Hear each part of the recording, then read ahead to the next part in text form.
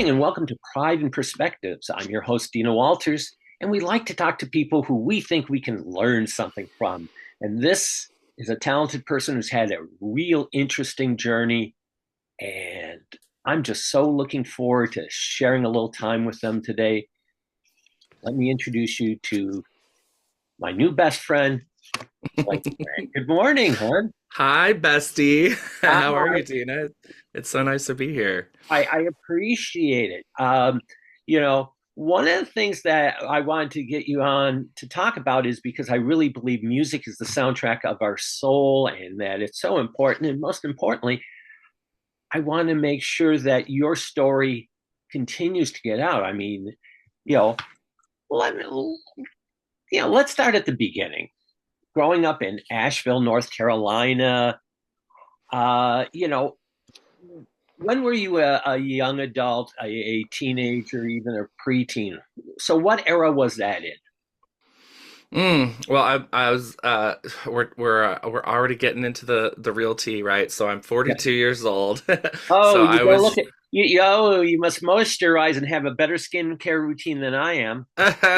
well, I do try to keep it supple because it's in a lot I do a lot of damage to it as well, obviously, for the craft. But yeah, so I'm a kid of I'm a child of the 90s more than the Okay. 80s, even though it's 82 was when I was born. But also I'm a Age is my child oldest. of, So sorry? you're about the same age as my oldest. Oh, okay. He's just a year or two behind you. So here you are, you're in North Carolina, not necessarily a bed of enlightenment. What was the teen self-discovery process like for you?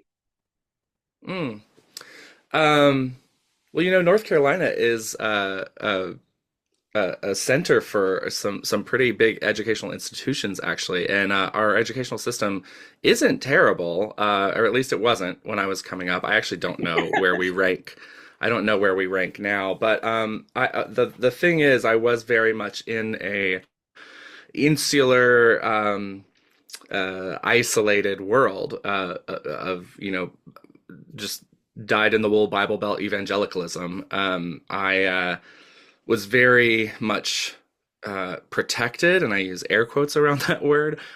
Really, it's more about being isolated, but then protected. But my parents thought they were protecting me from the world and the dangers of secular anything. So I was only allowed to experience or enjoy and appreciate, participate in things that had that Christian rubber stamp on them from like Christian industry, which in music obviously was the CCM world. And so I Mhm. grew up listening to just Christian music, watching movies that had been edited by Dr. Dobson's team in Colorado Springs, and mailed to us on VHS and that kind of stuff. So as much as I mean, yes, I'm a child of the 90s, but at the same time, like, I had to do a whole second education as an adult, culturally, to, like, Was there catch a myself up to rebellion speed. inside of you as you're going through that, or did you find yourself to be more compliant? Both. I've always had a very rebellious streak, and I think you see that more now than you would have back then. But I, the compliancy came in when it became very apparent very quickly that if I didn't comply, I was at risk. I was at risk of losing some of the very fundamental parts of being a human and living and being alive in the world, and that's community and connection and knowing your place in the scheme. And so in our brand of Christianity, it was very much a high demand religious experience, where if you didn't look a certain way and behave a certain way and check all these boxes and believe the right things, you didn't belong. And you would either be corrected or cast out, corrected, or you're just not allowed. So I didn't know that I had any other options other than being compliant, and so I was for a very long time. I'm going to take a hard right turn here because one of the things that it seems as if so much Christian doctrine is around the loving other people, loving stuff like that, and yet so many people have a similar experience to you. Why is there that disconnect? I would urge folks with that question to read the book All About Love by Bell Hooks. Um, my family and community and culture grew up believing that what we were practicing was love, and it wasn't. It just wasn't.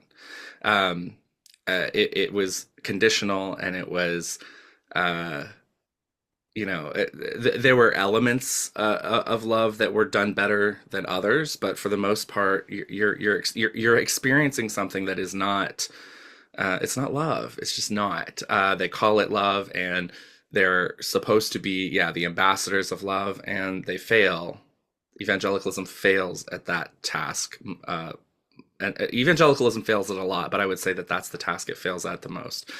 And so, yeah, that disconnect is just uh, until you've pulled away from it and you're able to kind of get a little bit of perspective on it and compare it to what the rest of the world, what's going on in the rest of the world, and how well adjusted people live their lives. You really believe that, gosh, my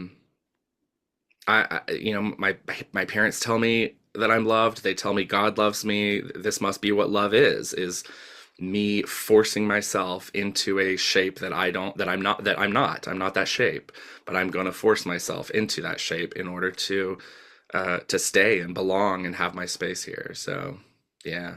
Your career came out of basically the pandemic. Talk to us about that metamorphosis. You were the musical leader for a mega church in Reno, if I recall correctly. Yeah. Yes, yes. How does that person evolve into Flamy Grant? Mhm. Um, at the time, I could never have seen any of it coming. And then in hindsight, it's just like, oh, of course, this is who I became. Of course, like all of the influences in my life kind of converged and created this this career, this persona, this um, who I am. But yeah, it came about because, I mean, music first and foremost is my first love and my forever love, and it's always been. Especially once I started making my own music, writing songs at the age of 9 was when I wrote my first one. It just became my both my escape and also my the way that I accessed my inner world and had conversations with myself. I'm such an external processor, I can't.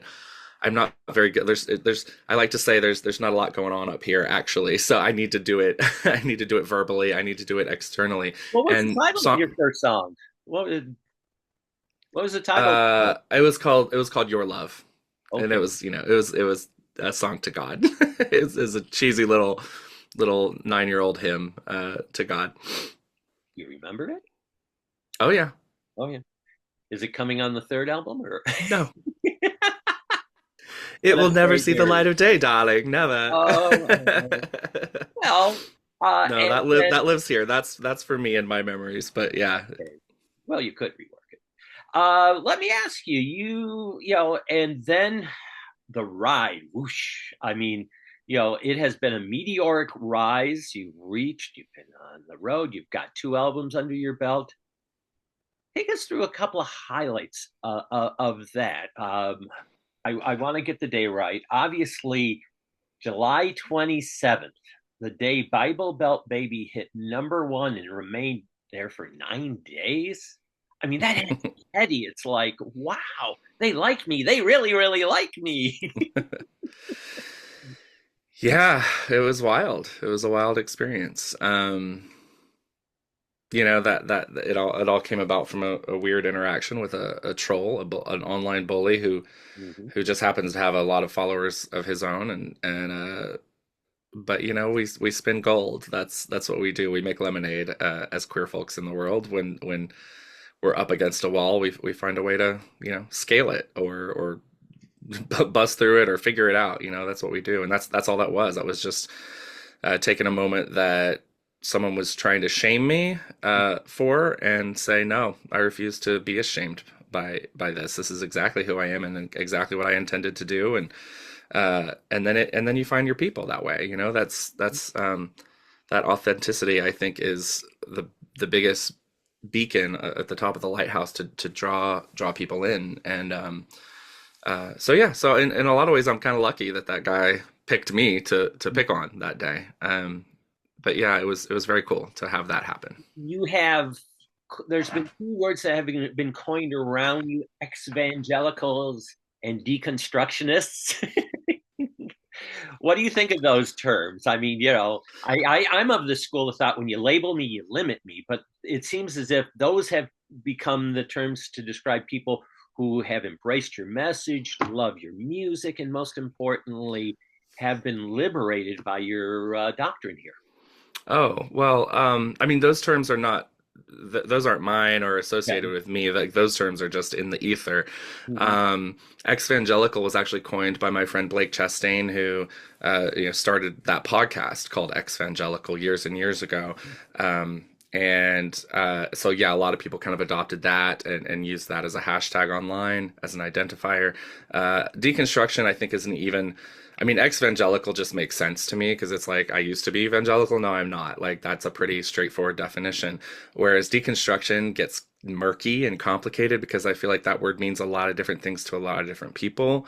And essentially though it is kind of a unifying, it's like a shorthand for people to say like, yeah, I'm deconstructed Christian, or I deconstructed from Christianity or whatever. But um I mean, yeah, I think that it's just that there is, thanks to the internet and the access that we had, especially during pandemic when some of the social media sites were actually helpful as opposed to the way they are today. Um, uh, we were able to find each other. We would use those words and those hashtags and those search terms, and we would find each other and build community. And that's exactly what's happened. There's such a really powerful group of people, particularly online, who have forged connections and create space and content for other people who are going through that process of like examining their faith that they inherited and asking hard questions that they maybe weren't allowed to ask when they were younger, and just really thinking things through and saying, is this actually helpful? Like, is this faith that I've been brought up in, is it helpful or is it doing harm? So yeah, I think I'm a part of that process for sure, and part of that world because that's just my own journey as well, and I'm just an artist. At the end of the day, I'm an artist who just sings about my own experiences, puts on shows about my own experiences, and that is my experience is as someone who came up in evangelicalism, waking up to the harm that it has done. I am curious because you write a lot, you're prolific that way, but let's pretend album three is going to be uh, covers secular and both Christian. What would you put on it? What are songs that you would want to interpret, cover, whatever term you're comfortable using, that you would put on a third disc or a future Ooh. release? If I were to make a covers record, oh Yeah, yeah. boy, I mean, there'd probably, you're a phenomenal songwriter. Let's get that. Let's look at the obvious. You're phenomenal, but oh, thank you. let's just play Flamey sings the hits. Yeah, I like this game a lot. This is fun to think about. I don't know that I've ever been asked that. There would be some Pink on there probably. I'd probably do like "Try" by Pink, or um what's her other one that I love? I can't remember. I think it's a song she wrote for her daughter. I am here. That's it. I am here. I am here. Yeah, I'd do that. I would do. I would definitely do some Natalie Merchant. She is my favorite songwriter of all First time. song I Love ever her so sang much. at karaoke was Natalie Merchant. So I'm sorry. first song I ever sang for karaoke was Natalie Merchant. Which one? Trouble Me. Trouble Me? Yeah, yeah, from the live MTV. I know you're a big fan of Tiger Lily. Uh, Yeah. yeah, yeah. Yeah, I don't know that one though. I feel like I've missed a Oh, song that I need to hear. okay. We all do. We're big music fans here. Others, maybe anything in the hymn book that you would look No. at covering? Nothing? No. No, no, no. Really? Definitely not. Okay. No, Uh, I gave the first half of my life to the hymns and the music of the church, and I'm done. Like that's a box I've checked. So no, okay. I would definitely not be covering any hymns. I always loved your name because I love, well, I love Amy and I love her husband, Vince. I always find it cool that they share her name, Amy Grant Gill, his name, Vince Grant Gill. I always, Oh no, his he just goes by Vince Gill. Their but kids but though but their names, go uh, by what was Grant the Gill. names that you rejected? Were there other names besides Flamey you were considering professionally? No, because I really didn't consider this career. I stumbled into it, you know. So I once I kind of came up with that name, Flamy Grant. It was a fun, it was just a fun little like joke that my husband and I had one night, and I kind of reserved the handle on social media because I was like, maybe someday, you know. But I had no aspirations to do this as a career. I didn't know that it could be a career. So no, the name's always been the name. I will say that I did the first time I went out in drag, I was a Halloween queen. So I went out as a witch in Halloween of 2019 and I named her Mahulda Dratch. I don't even know where I pulled that from, but that was Isn't that that was Rachel a Dratch's? Halloween drag That's Rachel name. Dratch's aunt, I think. Definitely Rachel Dratch like came into play there because I love me some Rachel Dratch. Oh, she's funny. She's great. Tell me, you obviously you resonate with so many people. Tell us are there letters, emails, you know, communication you've gotten from your fans that really, like, when you're having a mediocre or worse day, you just kind of remember, wow, I remember this person said this, or I remember that person shared with me. Are there moments like that in your career that you can share Oh with yeah. us? Yeah, so many. I mean, I have some letters on the shelf behind me that people have given me. There's some artwork actually that's you can't see it. There's some artwork on the wall right there that folks have made of me at shows. I just got one that I haven't hung up yet on this last tour. I think it's right here. Oh no, I don't know where it is, but somewhere I have a cute little painting that a kid made me at one of my recent shows. But yeah, I have so many messages, and they come in all the time. People are so sweet. They just want to reach out and connect. They'll send me an email. They'll send me a DM and just say, what their experience was, or what song they heard, or if they came to a show. And so that it really keeps me going. It lets me know that as long as that's still happening, I know that my work is serving a purpose that's more meaningful to me than just like getting a paycheck. And the paycheck, frankly, wouldn't be worth it. So there better be there So better be that more meaning to it, right? so fulfillment and ministry and messaging, and that's the driver behind you. It's not you know 50 states and 50 dates. Yeah, exactly. Yeah. Mhm. Yeah, in fact, the the way this whole thing clicked for me, the moment where I was like, huh, there seems to be more here than even I'm aware of, was when the first time I had a video go viral on TikTok during the pandemic. I was just, talking about like starting a second act and like trusting yourself, and people responded to that so beautifully. The comment that I got over and over on that video was, "This makes me feel seen and makes me feel safe." And so when people start saying that to me, I listen. I'm like, oh my God, really? Like I'm capable of providing that kind of an experience for you and creating that sort of space for you, because that's what I want for myself and that's what I've been trying to create for myself.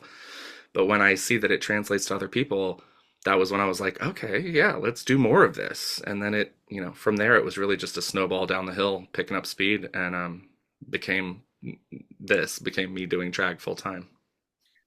uh, Let me ask you, who are, as an artiste, uh, who are your influences? Like, who do you see as iconic fashion? Who do you say, oh my God, this performer, whether in the mainstream community or in the drag community, we all borrow. When you borrow from more than one person, it's research. Who do you borrow from? So many people. Well, as far as fashion goes, I will never claim to be a fashion queen. I'm still I think you're learning. fun and funky. I mean, Oh, well, thank as a you. trans woman, I've got to be somewhat authentic. I can't go out into the you know go out into the galaxy. But you, I always love because it's always fun and funky. Thank you. That's so sweet. I do love me some just like good old classic country western, some Dolly, some uh I love Big Hair, Patsy Cline and that kind of stuff. So anything rhinestone, anything fun and colorful. In fact, this last tour, for the first time, I wore black and had a black wig, and I don't think I'd ever done that before. But I rhinestoned the hell out of it. So it was like this kind of like corseted pantsuit thing that I just covered in rhinestones, and I liked it. It was kind of fun. But I think I'm gonna go back to some color for the next run of shows. I But I think that's the Bakersfield look. You think of that part of the country music genre, and they were the ones who brought the sequence and the flash. When the Nashville sound was kind of clamping down and trying to not make waves, we need to sell records. Uh, yeah, do yeah. do a quick 360-degree look. I'm trying to get as much in today as I can because we only have a few moments. All right, the last 10 days. Yeah, okay. Give me your brief takes on what's going on now, and give us a little hope for the future because let's face it, it's scary out there. It is Scary. scary, and it's also designed to be scary. Really? What we're seeing right now, yeah, what we're seeing right now is such an intentional act of, the onslaught of, I think we're at like 200 and something executive orders that have been issued in this first week, right? Which is absurd and insane and intentional. It's meant to create chaos, it's meant to distract us, it is meant to instill fear, and it's meant to be so much that we can't actually really process any one thing because we're just constantly being bombarded by all of this stuff. And so for me and what I encourage folks to do is to turn the device off, take a breath, step back, um, remember that there are institutions and organizations and very committed, dedicated individuals, smart individuals who know our laws, know our government, and how it all works. And we're gonna address these things as a community, one by one, in due time. But in the moment, right now, it's so important to just protect yourself, your heart, your health, your mental state, and so just don't buy into it. Don't let them win by creating the chaos in you. We can still be centered, whole, grounded, healthy individuals. We can stay connected to our communities, whether that's local or online or wherever you find your grounding. That's what's going to help us and save us right now. We're going to save each other.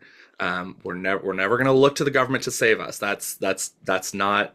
We don't trust government to do that for us. We save ourselves. We save each other.